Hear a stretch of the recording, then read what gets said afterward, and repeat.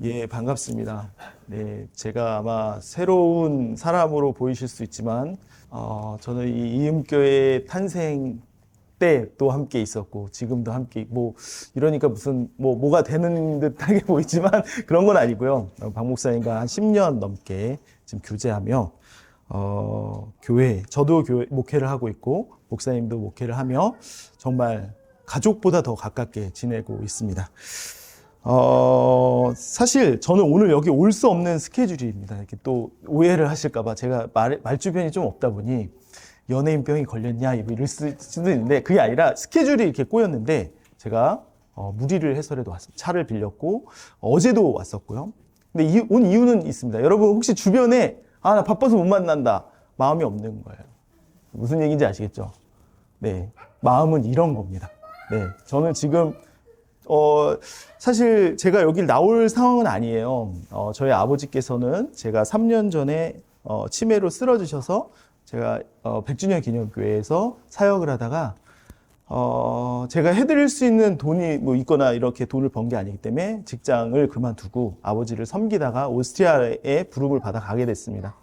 근데 그 아버지가 지금 이제 마지막 숨을 쉬어 가시며 임종을 앞두고 있어서 자녀된 입장으로 그 임종을 준비하러 나온 지금 상황입니다. 사실 그래서 사실 나오게 될지 몰랐고 또 하나님의 부르심이 지금이길 간절히 기도하지만 하나님께서 생명을 주관하시기 때문에 어떻게 하실지 모르지만 마지막에 얼굴과 얼굴을 맞대볼 수 있었고 저를 잘 알아보지는 못하시지만 감사했고 사랑했습니다를 이야기할 수 있어서 제게는 아쉬움도 크지만 이 땅에서 하나님이 허락해 주신 이 시간을 가장 아름답고 귀하게 지금 사용하고 있습니다. 네, 그리고 제가 참 사실 어디를 지금 안 돌아다니거든요. 근데 제일 많이 온 데가 주중에 이음교회, 박 목사님, 그다음 병원 딱 세 군데 말고는 없습니다. 제게 인생에 그 정도로 참 의미가 있으신 분입니다. 여러분 제가 물론 아침처럼 들릴 수 있지만 제게는 박 목사님이 참 축복의 통로예요. 한번 인생 한번 걸어가 보시면 아세요. 박 목사님과 함께 걸어왔던 제 인생이 많은 순간 너무 복을 많이 받아서 그거는 정말 환산을 할 수가 없습니다. 그래서 어떤 사람을 지금 신격화해서 그런 게 아니라 목사님께서 상식적으로 하시는 부분, 세상과 너무 동떨어지지 않는 목회자의 모습과 또 열심히 투쟁하며 살아가는 모습이 제게는 굉장히 감동이 됩니다. 또 가끔 사모님께 죄송한 부분은 자주자주 빼앗아서 사실 저희 대화를 누군가 엿듣는다면 거의 불륜이거든요. 저기 어디지? 카페에서 막 얘기합니다. 서로 보고 싶었어요. 이랬더니 옆에 아주머니께서 쳐다보시더라고요. 네. 저도 보고 싶었어요. 이러니까 요즘 세상이 흉흉하지 않습니까? 저 남자 2명이 흉측하게 저렇게 보고 싶다고 하는 모습을 보면서 네, 저도 약간 형님 좀 조용히 우리 그냥 마음을 나누시죠. 이렇게 됐는데 네, 오랜만에 또 목욕도 하고 같이 네, 시간도 보내고 이러고 있습니다.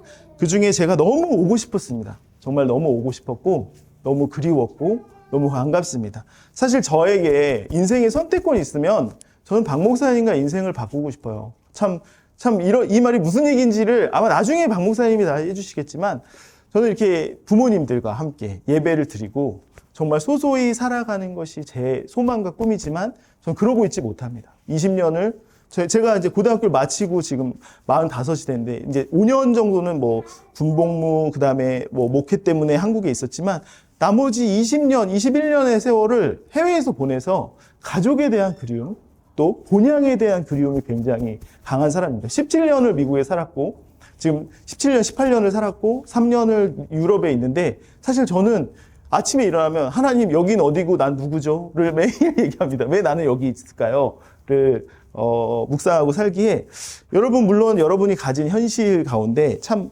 어려운 부분이 있으실 걸 분명히 알고 있습니다. 그러나 여러분 이게 얼마나 복된지 시간이 지나면 알 거예요. 제가 저희 아버지 보면서 느끼거든요. 그 죽음으로 들어가는 그 길목을 제가 도와드릴 수가 없어요. 거칠게 숨쉬고 계신 부분들을 제가 돈으로 어떤 사랑한다 말로 또 어떤 도움으로 해줄 수가 없어요. 제가 의사라도 아마 무능력함을 느꼈을 것입니다. 저는 인생을 정말 다 불태우고 딱 남는다면 가족, 나의 사랑하는 사람, 이게 저는 제가 가지고 있는 교회 개념이에요. 건물? 그런 건 없어도 돼요. 부흥? 그것도 없어도 돼요. 부흥하는데 내 가족이 다 죽고 있는데 무슨 의미가 있을까요, 여러분?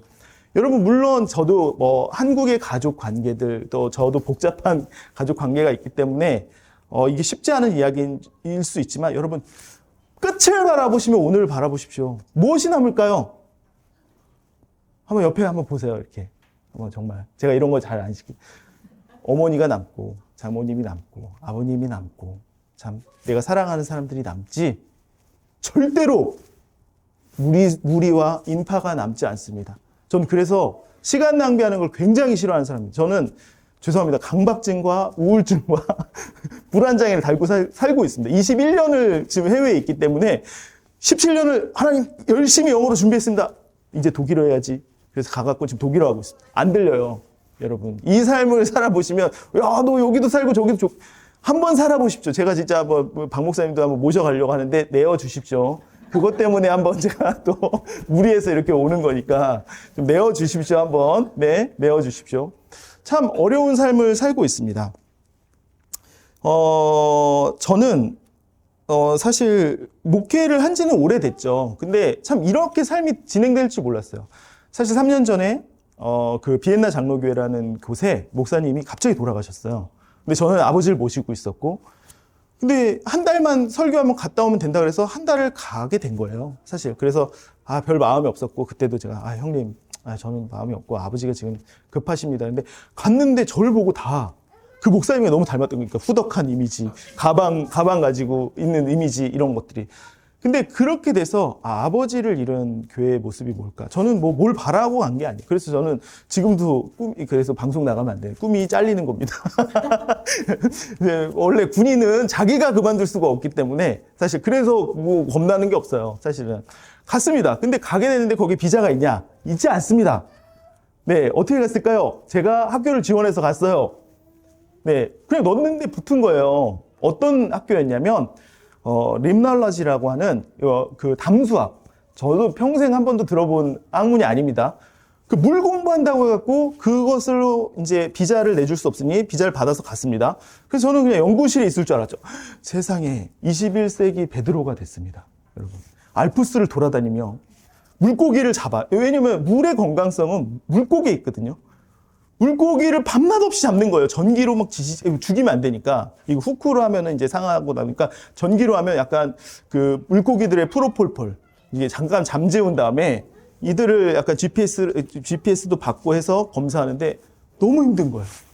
한번 생각해보세요. 이 날씨에 여러분 강가에, 알프스 강가에 들어간다 생각해보세요. 막 하루 종일 막 이래. 얘네들은 이게 전공이지만, 너는 왜 왔어? 그래서 나도 몰라. 막 이러는데, 낮에는 물고기 잡고 밤에는 그거 발표하고 있는데, 유기화학, 저는 회계학했거든요. 유기화학, 생물학, 무슨 지질학, 생태학 다 했어요. 하나님, 이러면 나를 차라리 의대를 보내시지. 이런 개고생은, 죄송합니다, 말투가. 개고생을 왜 시켜서 이런데 그냥 묵묵히 했습니다. 묵묵히. 그런데 그 집사님도 제가 어느 집사님이 계신데 일부러는 아닌데 한 학기를 들어야 되는 학점이 있지 않습니까? 근데 그걸 1년치를 들어야 된다고 저한테 알려줘서 1년치를 들었어요. 그래서 저는 의자에 잤어요. 1년 반 동안 가서. 왜냐? 아까 유기화학, 생물학, 이 정도로 했으면 저는 진짜 서울대 의대까지는 아니더라도 지방대 의대는 갔을 것 같습니다. 그래서 목 디스크가 왔어요. 예, 목 디스크가 왔고, 팔이 이제 다 지금도 마비 상태에 있어요. 이걸 하면서, 지금 골상목이세요. 아버지도 지금 아프신데 제 인생을 왜 이렇게 꼬아가십니까? 이러는데, 원래, 학생비자에서 노동비자로는 절대로 받기가 힘들거든요. 그래서 나 진짜 죽으면 죽으래. 저는 사실 목표가 노동비자로 못 바뀌어서 한국에 와서 박 목사님만 목회해야지 지원했습니다. 20년이 걸려도 안 나오거든요. 일주일 만에 나왔어요. 그래서 다들 어머 축하해요 이런데 내 마음속에 집에 가야 되는데 네, 그래서 그 노동비자를 가지고 지금도 살아가고 있습니다. 노동비자를 받으면 이제 걱정 끝 이렇게 될 것 같잖아요.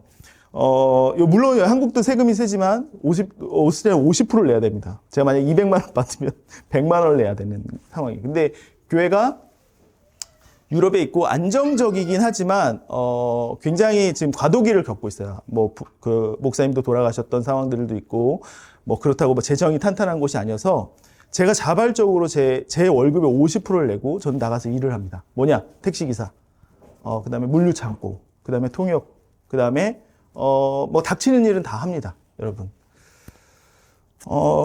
제 아내도 물류창고에서 일을 하고 있어요. 저희 안 해도 돼요, 사실. 근데 왜 하냐?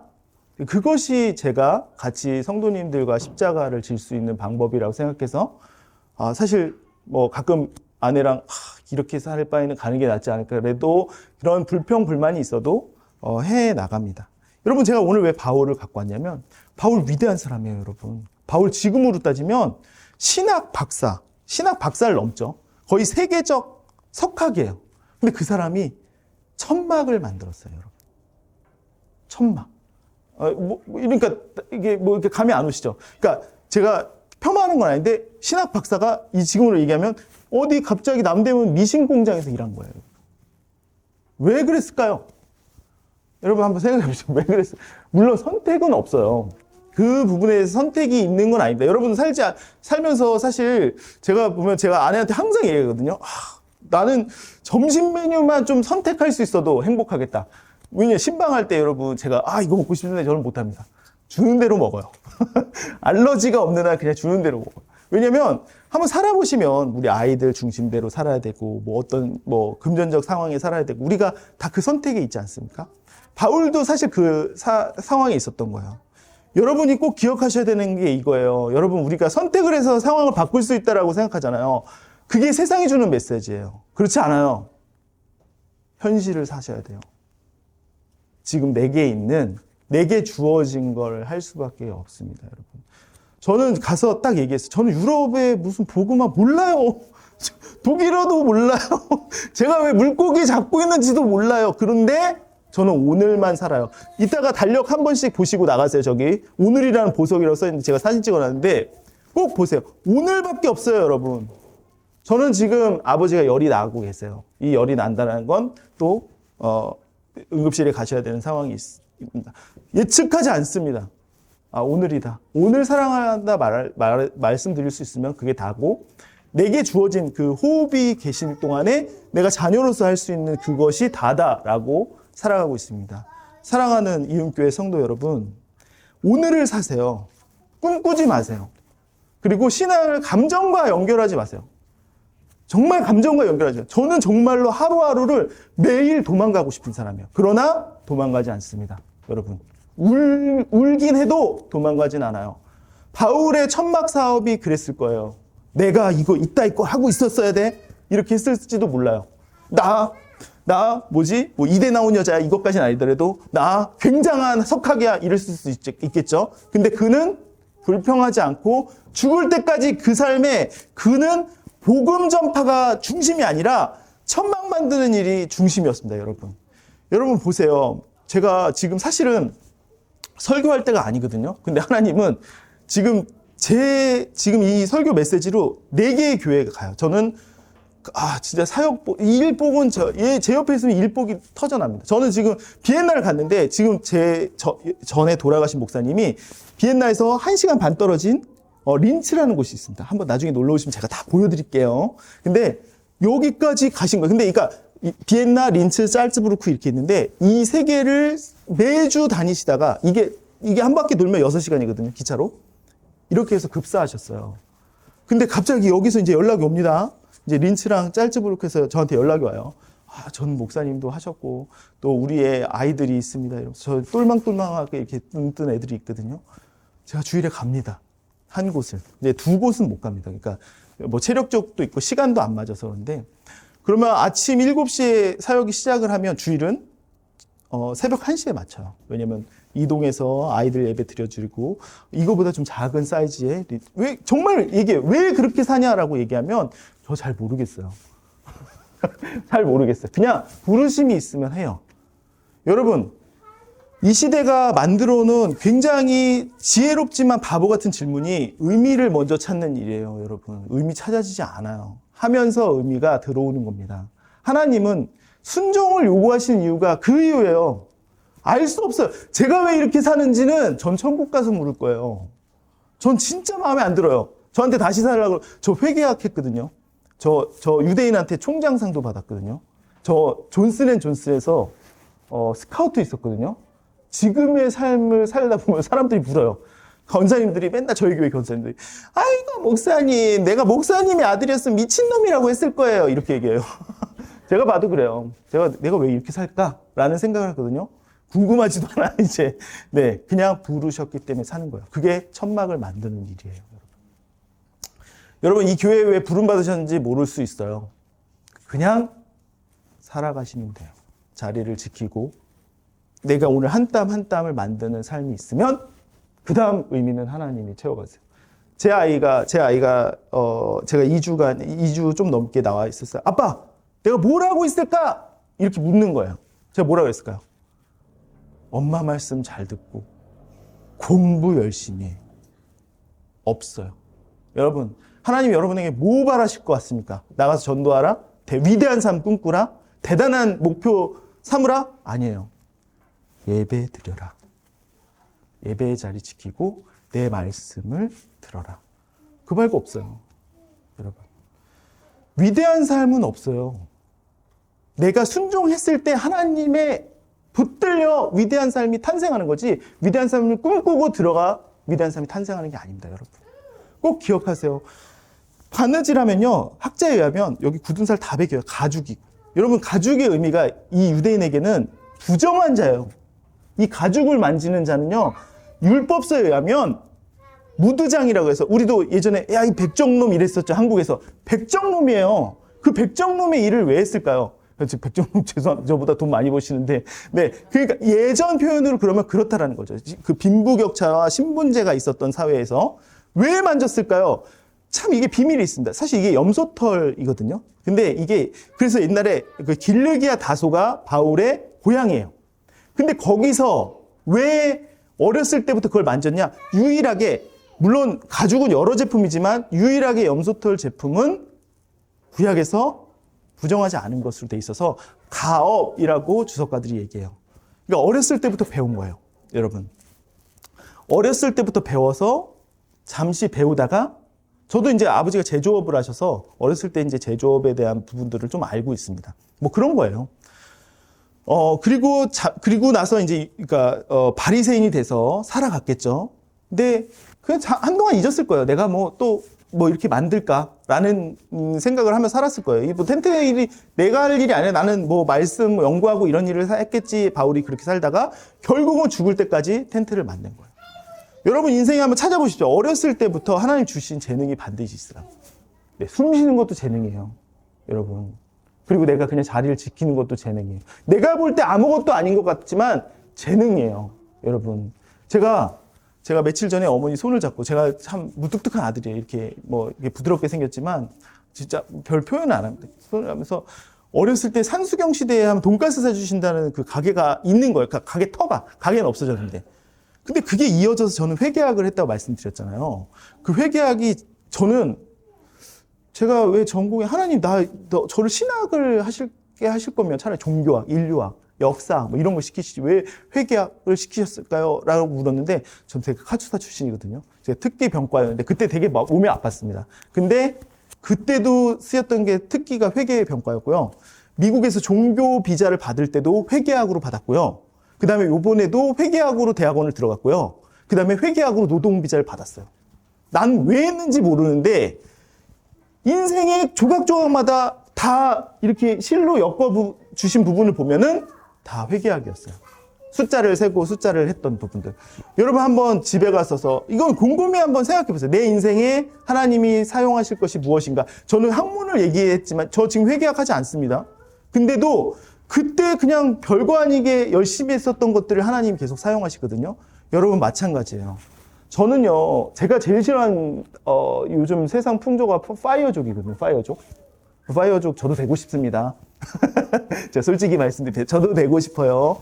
근데 왜냐면 여러분 일상이 없어지는 고통만큼 제일 큰 게 없어요, 여러분.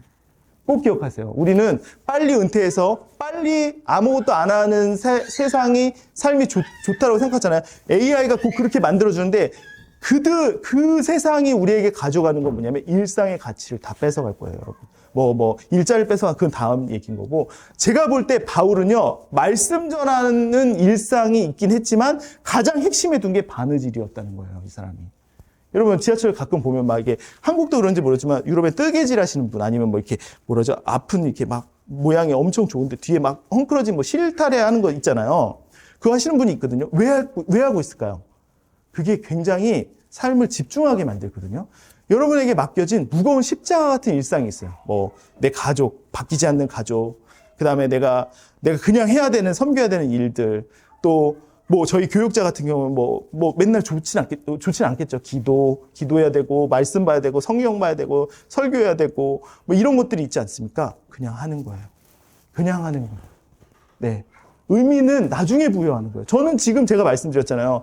제 꿈은 사실, 제가 있을 때, 이제 한 1, 2주 남았지만, 기도하고 있지만, 여러분도 생각해서 기도해 주시죠. 저희 아버지의 평안한 임종을 보고 돌아가는 거예요. 왜냐면 다시 못 나오거든요. 쉽게 나올 수 있는 상황도 아니고, 제가 교회를 비워놓고 나온 상황들이 그렇게 모든 이가 다 이해하는 상황들은 아니라는 생각이 있어요. 제 슬픔이, 모두의 슬픔이어야 된다. 저는 그렇게 생각하진 않거든요. 그렇기 때문에 저는요, 지금 하루하루를 살아가는 분단위, 초단위가 굉장히 집중을 많이 해요. 내가 해야 되는 게 무엇일까. 그래서 저는 지금 도와드리는 게, 어머니는 아버지의 사후를 어떻게 도와드려야 될까. 형제들은 제가 어떻게 또 평안으로 섬겨드려야 될까를 이야기하고 있습니다, 여러분. 짧게 말씀드리면, 저는 사람과의 인간관계, 그 다음에 교회, 그러니까 그걸 교회라고 얘기하지 않습니까? 그거보다 더 가치 있는 건 없어요. 여러분, 물론 한국은 그러니까 비교급 인생이 굉장히 많더라고요. 틀린 건 아닙니다. 누가 뭘 했더라, 목회자 사이에서도 누가 몇 명 교회를 하더라, 다 의미 없어요. 정말 의미 없습니다. 저는 15,000명 교회에서 2년 동안 사역을 했습니다. 제 교구는 1,500명이었습니다. 10분의 1이 담당이 저였는데, 그 시간이 제일 불행했어요, 여러분. 네. 지금도 어디가 제일 행복하냐 그러면 정말로 단언컨대 이 예언교회 설교하는 거 행복하고요. 그리고 제가 비엔나 교회가 안 듣길 바라지만 린지교회 그 작은 애들과 똘망똘망, 네. 이렇게, 숨바꼭질도 하면서 그렇게 노는 게 지금 행복이에요. 정말 가감없이 진실하게 말씀드립니다. 우린 행복을 너무 거창하고 거대한 데서 찾습니다. 바울도 우리가 착각하죠. 그는 말씀 전에서 행복했을 거 아니에요. 천막 만들어서 행복한 거였어요. 그게 고됐고 허리도 구부려야 되고 매일 노동 그 양털 냄새 나고 동물 사체 냄새 나는 그곳이 왜 행복했을까? 제가 박 목사님이랑 제일 잘하는 게 뭐냐면 커피숍에 가서 커피 마시는 거거든요. 근데 예전에 그 만남의 장소가 작업장이었어요. 천막이란 작업장. 그래서 사람들이 작업장에 오고 철학가들도 오고 변론도 하고 그때 바느질 꿰매면서 예수 얘기를 한 거예요. 일상을 살았다라는 거예요. 바울은 일상을 살았지 위대한 어떤 걸 꿈꾸지 않았다는 겁니다. 여러분, 복음은요, 일상이에요. 복음은 어쩌 특별한 사람이 내가 된다라는 게 아니라 하나님 앞에서 내게 주어진, 맡겨진, 그리고 내가 해야 되는 것을 감정과 상관없이 괜찮아요. 저는 진짜 만약에 음성이 밖으로 나오면 저는 목사 못해요. 진짜 요구로 따지면 PhD 한번 받지 않았어요. 왜 이따입니까? 막 이러면서 살아가지만 그냥 합니다. 네, 저는 합니다. 그래서 저는 사람의 인격을 보지 않습니다. 행실을 봐요. 그 사람이 하냐? 그러면 욕해도 돼요. 저는 나한테 상욕해도 된다 이렇게 얘기해요. 같이 동역하시는 분들에게. 근데 막 아름다운 언변하는데 난 안 해요. 모르겠습니다. 제가 사람을 상품화시켜서 그런 게 아니라 안 하시겠구나 이렇게 생각을 합니다. 여러분 똑같아요. 하나님 앞에서는 순종이 필요하세요. 근데 제가 말씀드리잖아요. 박 목사님은 제가 옆에서 봐주면 저한테 무리한 요구를 한 번도 하신 적이 없어요. 저도 박 목사님께 또 그런 관계지만 믿으셔도 됩니다. 사실은. 딴 게 아니라 여러분 목회자들이 정말 여러 종류예요. 본인이 얘기할 수가 없으니까 제가 얘기를 하는 거죠. 여러분 인생을 들어 먹으려는 목회자들도 꽤 많아요. 물론 그런 데는 안 가시고 여러분들도 영안이 있으시긴 하겠지만 제가 왜 10년 동안 저는요 굉장히 엄격합니다. 사람을 할 때 저는 이렇게 딱 봤을 때 이 사람이 뭘 나한테 한 3초만 알아요. 얘기하다 보면은. 근데 제가 10년간 지속적으로 경험할 수 있었던 것 형제보다 가까워요. 너무 감사해요. 제게는 은인이에요, 은인. 삶을 살아갈 수 있는. 저한테는 안 바꿔요. 박 목사님 팔고 300억 준다. 300억? 좀 줄일까? 좀 줄일까? 안 바꿉니다, 여러분. 똑같습니다, 여러분. 우리 막 자녀 막 팔면은 막 200억 준다. 받을 거예요? 안 받죠? 사람이라는 건 그런 거예요. 인간관계라는 건, 삶이라는 건 그런 겁니다, 여러분. 저는요, 제가 물류 창고 하면서 매일, 진짜 허리 아프고, 지금 목 디스크 왔는데 왜 이거 해야 됩니까? 이게 내가 너에게 받는 영광이야. 하나님이 제 음성으로, 제 양심의 음성으로 주시는 겁니다. 여러분, 하고 싶지 않은 일들이 있잖아요. 집안일들. 그것도 하나님이 여러분 천막 잡는 일로 부르신 겁니다. 또한 내가 하고 싶지 않은 육아. 저 육아 제일 싫어요. 좋아하는데 싫어합니다. 왜냐면 이건 24시간 얘를 위해서 막 해야 되잖아요. 지금도 10살인데도 할 일이 많더라고요. 얘 고민해 줘야 되는 거. 여러분, 거기서 위대한 삶이 나오는 거예요. 여러분, 이것을 제껴두고 나오는 삶은 절대 단 한 번도 못 봤습니다, 여러분. 한번 생각해 보십시오. 내가 일상에서 지금 놓치고 있는 가치 있는 삶이 무엇인가를 한번 고민해 보시길 부탁드립니다. 왜냐면요, 여러분, 우리는 너무도 쉽게 내 일상을 비교와 열등과 이런 것들로 격화시켜요. 여러분, 제 삶이 별로 다를 바 없다니까요. 더 심하면 심해요. 제가 박 목사님께 가끔 얘기를 안 드리는데, 여러분, 독일 사람들, 오스트리아 사람들의 인종차별은 미국이랑 또 달라요. 네. 또 달라요. 제 아들은 지금 학교를 옮겼어요. 왜냐면 애들이 너무 왕따를 심하게 나서 옮겼어요. 뭐 이런 데 와서 있지? 이럴 때 감정이 들 정도로 있습니다. 그리고 뭐 지금 독일어를 알아듣니? 아닙니다. 네. 영어로 근근히 막 섞어서 막 하는, 이렇게 버텨가는 거지. 그러면 제게 주어진 일들이 그러니까 육체적 노동 아니겠습니까? 저는 바울이랑 좀 다른, 바울은 할 수 있는데 안 한 거고, 저는 할 수 없으니까 그걸 하는 거긴 하지만 감사함으로 받고 있습니다, 여러분. 저는 이렇게 살고 싶어요. 왜냐면 여러분, 자꾸만 우리가 생각하는 신앙을 갖잖아요. 제가 얘기하는 건 생각해야 됩니다. 정리해야 됩니다. 근데 생각만 하는 신앙을 가지면 예수는 문학이 될 거예요. 허구가 될 거예요. 여러분, 꼭 기억하십시오. 예수는 내 옆에 살아 숨쉬는, 내 안에 살아 숨쉬는 생명이에요, 여러분. 여러분, 정말로 저는 그리고 그것만 하지 않아요. 저 예배당 매주 제가 3시간, 4시간 청소해요. 설거지 저 합니다, 같이. 성도들이랑. 왜냐, 저를 예외로 두지 마세요. 제가 하는 건, 하실 수 있으면 성도님도 하시고, 성도님들 하실 수 있는 건 저도 하겠습니다. 저에게 특별 대우를 주지 마십시오. 왜냐면 전 무서워요. 사람은 다 거기서 거기입니다. 제가 박 목사님 좋아하는 이유, 박 목사님 지금 제일 영혼이 깨끗하실 거예요. 근데 제가 항상 얘기하거든요. 부흥한다. 내가 맨날 깝니다. 형님, 이렇게 얘기합니다. 왜냐? 사람은 어쩔 수 없이 자리가 만들어가는 그 기름진 나태함이 생기거든요. 제가 딱 3년 만에 만났는데, 오해하지 마십시오. 사모님, 멋있다. 사모님의 남자입니다. 멋있다. 목사 같다. 라는 생각을 했습니다. 참 감동이 됐어요. 여러분, 저는 제 아버지의 죽음이 참 제게 복돼요. 왜냐면, 전 1분 1초를 허투루 쓰지 않습니다. 저는 여행도 안 가요.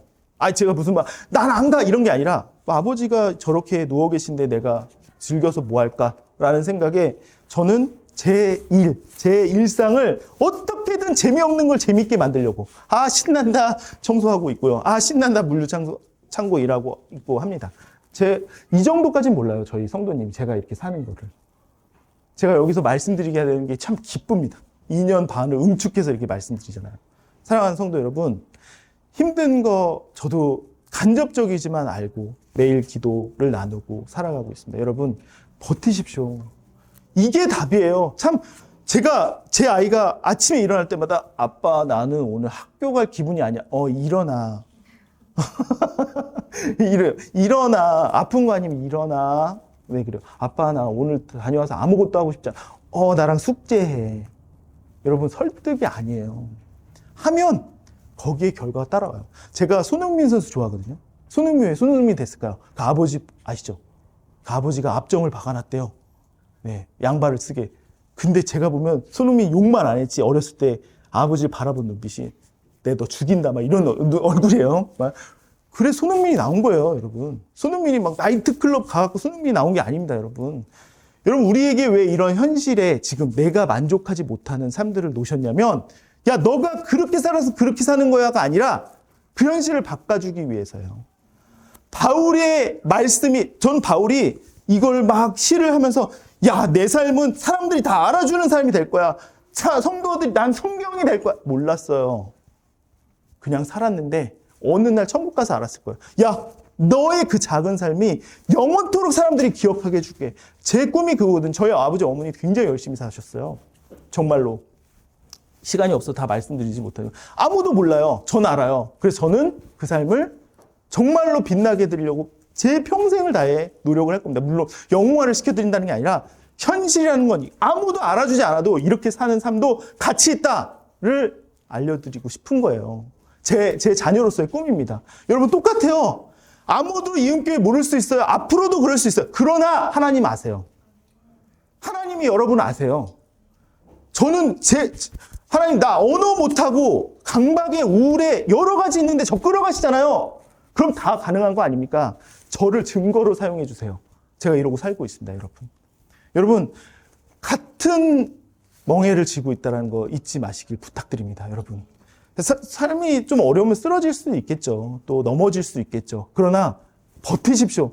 버티면 이건 그냥 잘 버텨봐. 그러면 좋은 날이 올 거야가 아니라 제가 제 아이에게 꼭 이 한 학기를 버티면 꼭 주는 상급이 있거든요. 그러니까 별거 아니에요. 뭐 20유로짜리, 좀 표현이 그렇지만 현질을 할 수 있는 게임 카드 이런 거거든요. 네. 줘요. 상급을. 쓰러질 때 되면 또 주시고 쓰러질 때면 주시고 그게 추억이 돼요, 여러분. 저는 현실은 살아내는 자가 축복을 누리는 거지 꿈꾸고 계획하는 자가 얻어낸다라고 생각하지 않습니다, 여러분. 그래서 바울의 삶은요, 자신을 돌아보면 내가 말씀 전했던 것보다 일상에서 바느질했던 삶을 기억했을 거라 저는 굳게 믿고 있습니다. 여러분, 화려함과 황홀함으로 우리에게 세상을 유혹하거든요. 너 좀 더 멋진 사람 될 수 있어. 이거 가지면. 그리고 또 이 집 살면. 이 정도로 직업을 가지면. 아니에요, 여러분. 정체성은 거기서 나오지 않습니다, 여러분. 제 아이의 정체성은 저로부터 나와요. 아이니까. 여러분 똑같습니다. 여러분의 정체성 어디서 나올 것 같아요? 여러분이 하시는 일? 재산? 아니면은 어떤 통장 잔고? 아니에요. 하나님으로부터 나옵니다. 이거는 경험해 본 자만 알아요. 저의 주위에 제가 망한다라는 이야기를 너무 많이 들었어요. 박 목사님 빼고는 저 다 망한다 그랬어요. 매일 저 위태위태하게 살거든요. 물론 여기서만 이렇게 얘기하지 밖에 나가면 저는 미국에서도 살고 오스트리아에서 살고 여러 군데 살고 있습니다를 얘기를 하는데 절대 망하게 하지 않으시더라고요. 사실 되게 힘들었습니다. 3년 전에 제가 아버지 딱 모시기 전에 여기 와서 설교하고 아버지를 모시러 갔거든요. 3년 전에. 다른 화실 조그만 데 있을 때.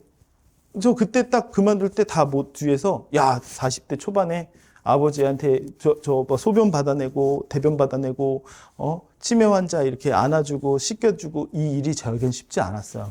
근데 그게 축복이라는 게 아니라 오스트리아까지 하나님이 문을 여셨어요. 그리고 제가 생각했었던 만족이 아니라 교회의 모든 모습을 열어주셨어요. 근데 저는 그 꿈이 이루기 전에 아버지의 똥을 치웠고요. 아버지의 오줌을 받았고요. 아버지의 욕설을 받았고요. 이게 병이기 때문에. 여러분 똑같습니다. 우리의 삶 절대로 도망가지 마세요. 도망만 안 가면 돼요. 여러분 삶은요, 제가 보니까 버틴다는 의미는 딱 이거예요. 절대로 도망가도 돌아오면 됩니다. 이 자리에 있으면 하나님 반드시 사용하세요. 네, 그때 가서 떠나셔도 돼요. 네, 그때 만약에 나는 안 계신 것 같아. 그럴 일은 없습니다. 저와 같은 별로 안 좋은 삶에도 역사하신 하나님은 여러분의 삶에 반드시 역사하십니다. 여러분, 현실의 많은 부분들 꼭 일상에서 채워가시기 부탁드립니다. 내가 그냥 마시는 커피 한 잔. 박 목사님의 제가 제일 감사한 건 뭐냐면 박 목사님을 만나면 항상 이래요. 야, 오늘 커피 맛있다. 오늘 행복하다. 제가 그래서 만나요. 제 주위에 이런 사람이 없어요. 형, 걱정 안 돼요? 모르겠어. 커피 맛있다. 이게 일상이에요, 여러분. 여러분, 이게 되게 바보 같은 것 같잖아요. 그쵸? 이게 일상이에요. 그냥 하세요. 오늘 그냥 재밌겠다. 재미 더럽게 없어도 재밌겠다. 이러면 재밌어지는 거예요. 제가 얘기하는 건 이게 무슨 강연이 아니지 않습니까? 저도 그렇게 삽니다, 여러분. 제 꿈은요, 순댓국이랑 콩나물국밥 있는 집 앞에 사는 게 제 꿈이거든요. 제 소박하죠? 안 이루어주시더라고요. 유럽에는 그런 게 없습니다, 여러분. 네. 여기 오니까, 떡볶이 먹고 막 사진 찍고 막 이러고 있어요, 저. 예? 제가 왜 이 얘기를 드리냐면, 여러분의 일상을 소중히 여기세요. 정말 소중히 여기세요. 진짜 너무 부럽습니다. 진짜 눈물 나게. 어머니 앉아 계시고, 아버지 앉아 계시고, 장모님. 제 꿈이에요, 형. 그러니까 서로 원래 안 가진 거를 사람은 원래 심리가 내가 안 가진 걸 다 좋아하지 않겠습니까? 근데 저는 제 꿈은 그거였어요. 3년 전 꿈도 나를 아버지 무릎에 고여 키워주셨던 것처럼 아버지도 내 무릎에 평안히 쓰다듬으며 임종을 맞이하게 드린 게 제 꿈이었어요. 근데 참 요양병원의 그 차디찬 병실에 놓은 자녀의 마음이 굉장히 아픕니다, 사실은. 그래서 참 내 뜻대로 가지 않는 겁니다. 사실 저보다 더 연배도 있으시고 아시지만 기억하세요. 내 뜻대로 가지 않는다. 그게 실패나 좌절은 아니에요. 그 길을 한 발 한 발 가시다 보면 사도 바울이 이야기한 부분이 나옵니다. 왜 제가 천막 만드는 일 얘기했냐면 사도 바울이 다 문체가 나중에 보면 옷을 덧입는다. 다 장막을 덧입는다. 이게 다 이 삶에서 나온 문체와 어체입니다, 여러분. 여러분 제가 한번 읽어드릴게요. 고린도후서 5장 1절에서 5절입니다. 찾아보셔도 돼요. 고린도후서 5장 1절에서 5절입니다.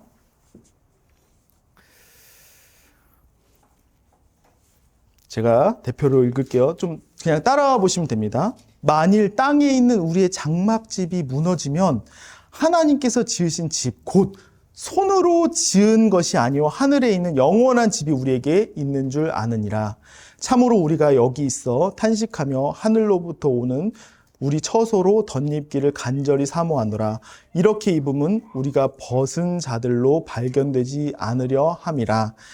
참으로 이 장막에 있는 우리가 짐진 것 같이 탄식하는 것은 벗고자 함이 아니요 오히려 덧입고자 함이니 죽을 것이 생명의 삼킨 바 되게 하려 함이라. 곧 이것을 우리에게 이루게 하시고 보증으로 성령을 우리에게 주신 이는 하나님이시니라. 아멘. 여러분 이걸 벗어버리는 게 복이 아니라고 여기 나오죠. 덧입는 거 뭘까요? 예수 그리스도의 옷입니다. 여러분 예전에 맨 처음 창세기 3장 박 목사님이 얘기해 주실 거예요. 창세기 3장에 타락한 인간에게 가죽옷을 덧입혀 주신 것. 그게 천막을 만드는 첫 번째 일이었고요. 광야에서 버틸 수 있게 성막, 그때도 가죽 텐트였거든요. 그렇게 광야에서 입고 먹고 나아가는 것을 모든 걸 채우셨습니다. 신약에 와서 예수님을 통해 요한복음 1장 14절 제가 읽어드릴게요. 말씀이 육신이 되어 우리 가운데 거하심에, 여기 거하심에가 천막을 치심에 라는 게 원어의 뜻입니다, 여러분.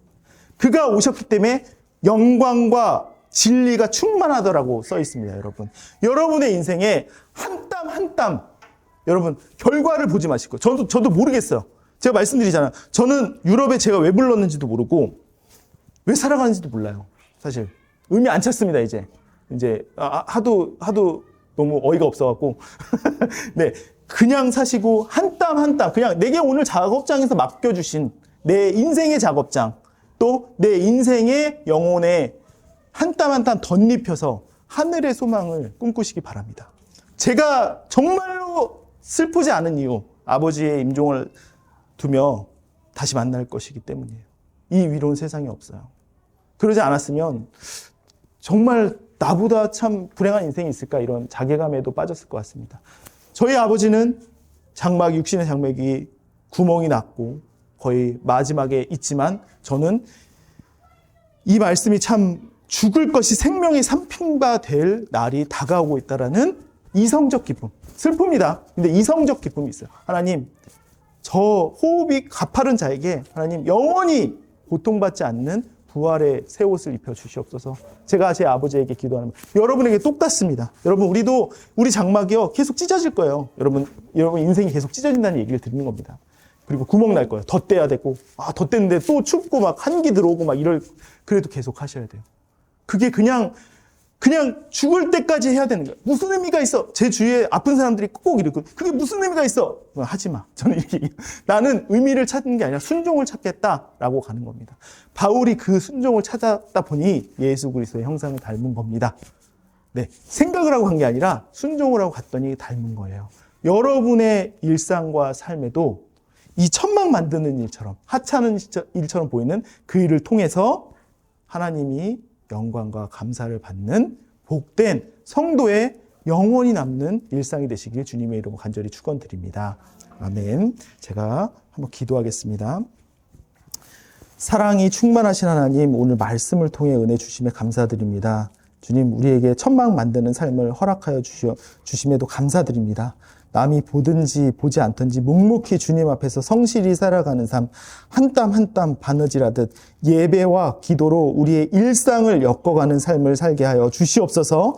세상이 천하게 여기는 자리, 낮은 자리를 두려워하지 않게 하시고 오히려 그곳에서 주님을 만나고 주님을 증거하는 복음의 통로가 되게 하여 주시옵소서. 이 땅의 장막이 언젠가는 무너질 것을 알기에 하늘로부터 오는 영원한 처소를 사모하며 살아가게 하시고 죽을 것이 생명에 삼킨 바 되는 그 부활의 소망을 붙들게 하여 주시옵소서. 병상에 계신 분들, 삶의 무게에 짓눌린 분들, 현실의 고단함에 있는 모든 주의 백성들에게 위로와 소망을 주시옵소서. 이 말씀이 우리 안에만 머물지 않게 하시고 이후에 우리 삶이 예수를 닮아 주님이 허락하신 그 삶의 영역까지, 경계선까지 주님의 영광을 드러내는 복되고 영원한 삶을 허락하여 주시옵소서. 우리의 영원한 소망 되신 예수 그리스도 이름으로 기도드립니다. 아멘.